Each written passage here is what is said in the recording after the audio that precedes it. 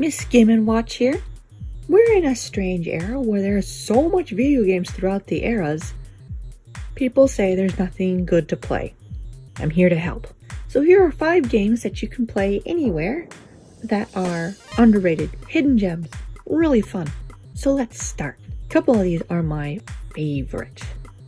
These are digital games, they are not physical. I wish some of these were physical. And just because I don't fully like a game doesn't mean it's bad, because I know somebody out there will love it more than me, and vice versa. Space Otter Charlie. First off, here's a game we shouldn't judge the cover by. I know it looks like it's for babies, but this is a hidden gem. This game is a zero-gravity collect-a-thon mini metroidvania shooter with tons of puzzling. Don't be intimidated by the whole floating around thing. It's smooth and easy to control. It reminds me of when a character gets a jetpack or when a space shooter gets boosters. It's nothing new to gamers who grew up with a lot of variety of action games, especially from the N64 era. The story and the dialogue is silly and it's simple, but this game's strong point is its gameplay. It's not addicting, but I couldn't wait to continue playing. And most importantly, it's fun. I never had a moment where I was like, ugh, I'm getting bored. This game will hold your attention. The puzzles, the stages, and combat is always something new. And it's not repetitive. Of course, like most games, there are upgrades for yourself and the guns. I mentioned a collect-a-thon. There are set a number of orbs to get, and there's gear currency to fund for your upgrades. There are also hidden entry logs for the lore and to back up the story, and of course there's outfits, so you'll need to explore the whole area. This game isn't difficult, but it isn't easy at the same time. The challenges are just right for all ages. The boss battles are intense and super fun because you're gonna fight them in very large areas, and in some battles, just to take them down, you'll have to destroy sections of the boss that are throughout the area. If anything as a negative, it just takes time to get used to the zero gravity controls. Bot Vice. What if you combine Contra, Wild Guns, and Mega Man X? This wonderful game. Bot Vice is a high-action gallery shooter with great pixel art. This game is very short and very simple. Run back and forth and shoot down oncoming hordes of enemies. And you'll be doing the same thing throughout the whole game. But this game is so addicting. It's weird, I never thought this game was repetitive. The intensity of this game just locks you in. Or maybe because I love chaotic action. As you move your character around to avoid the bullets, you use the wall as a barrier, but you want to save as much as the wall as you can because you will really need it at some point. Especially boss battles. If you stay put, the bullets will destroy parts of the wall. You will want to move because you will find yourself stuck in a corner. And that's when you need the barriers. I mentioned Contra. The guns are references to that game. How you get them, the little icons, the types, there's no shame and it's wonderful. That spread gun, oh yes. About those guns, you have your main gun with limitless ammo. The others aren't. But the more you collect the same gun, the ammo will stack. I like to save certain ones for boss battles, or when I'm about to die. The gameplay is very similar to Wild Guns, and the art and the robot design is similar to Mega Man, including the way you die. Very nice. I suppose this game is pretty difficult. I died a lot, but at the same time, you just learn who's coming next, so you'll know what gun to prepare for. And if you still don't know if you would play this game, I like chaotic games. And this game will be chaotic. There are bullets everywhere. But at the same time, I don't like bullet hell games. So maybe that will give you an idea of the difficulty. If anything negative, the voice acting is actually embarrassing. And this is coming from somebody who never gets bothered by dubbed anime.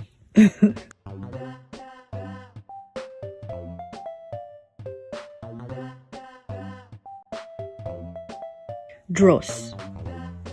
There are many puzzle platformer games, but this game has something more than the rest. Dark fantasy, interesting lore, character dynamics. Play as 2 characters as you travel up a massive tower of 40-ish levels with very unique puzzle and stage designs. Each stage is very contained and packed with items around every corner. I've mentioned this before in my videos. I love these types of games like Mario 64, Banjo-Kazooie, Balan Wonderworld. Is it Wonderworld or Wonderland? You know what I'm talking about. With each stage, there is a checklist of items to find. It's satisfying to complete these stages and to thoroughly explore the areas. Like I said, you play as 2 characters, a knight and a little gooey character. You body swap between these characters. Each character has their own personal abilities, and I love their personalities. This game stayed away from the overrated tropes. The knight, who is the hero, is selfish and snarky, and who is only interested in treasure and fame, while the little goo, or support character, is a smart aleck and won't hesitate to speak her mind. I love this. These 2 are fully developed characters and are constantly at each other's throats, even while you're playing and solving puzzles. Playing as the knight and you're having trouble figuring out what to do or where to go, the little goo will point out that you're lame. Stuck in a puzzle or you keep falling off the edge as the goo, the knight will say, "You're all talk." This constant talking throughout the game reminds me of Grandtilda from Banjo-Kazooie and GLaDOS from Portal. This story is wondrous and heartfelt. You'll be rooting for these 2 and wanting more of this strange world. As much as you'll want to rush into battles, swinging the sword like crazy, you'll need to block. There's a pattern to battling, and you'll need patience, especially with the bosses. Did I mention the art? Because I love it. I love it. Simple, rustic, unique, sketchy, and there's so much life to the character designs. I recommend this game to everybody, because everybody has played a 3D Mario game, so you can play this one.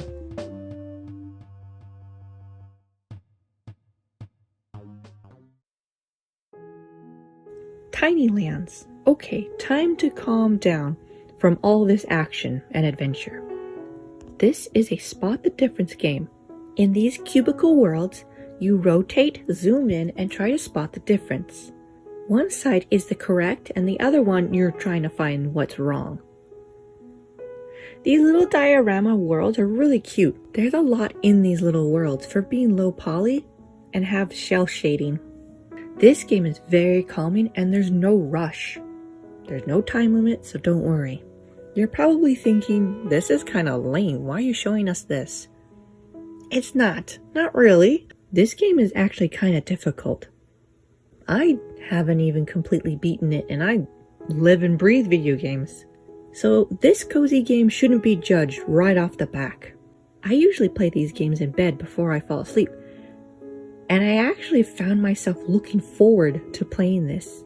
Each land is different and very cool to look at.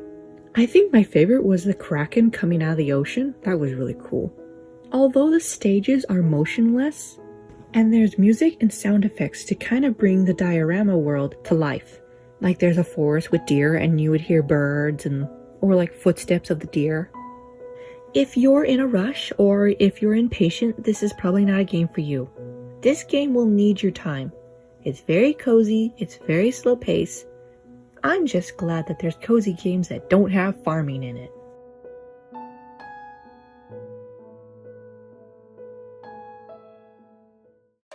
Witch Eye. Lastly, another platformer, but this one has a twist.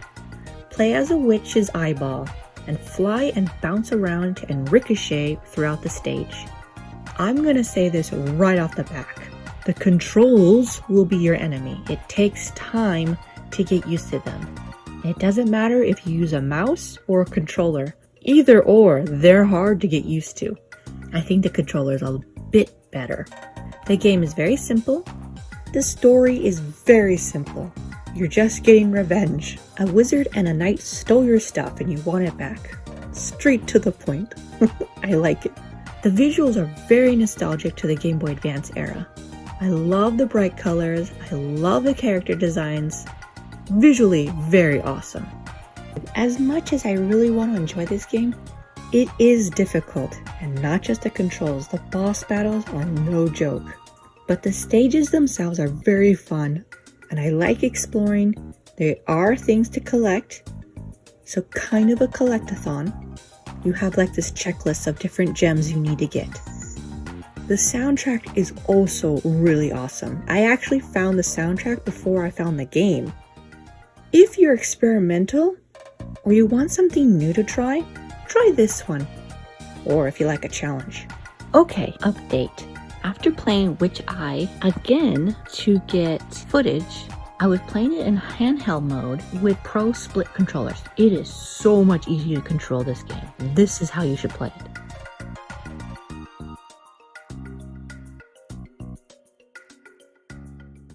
So what do you think? Found anything new to try? Let me know if you've ever heard of these games. Because if I'm getting people like, oh, I already know that, then I need to dig deeper and finding more unique games. Help my channel grow. I would love to keep doing this. Also, I have a series of underrated Switch games. I will get to that. Right now I'm just doing these. Anyways, thank you for watching. Mahalo.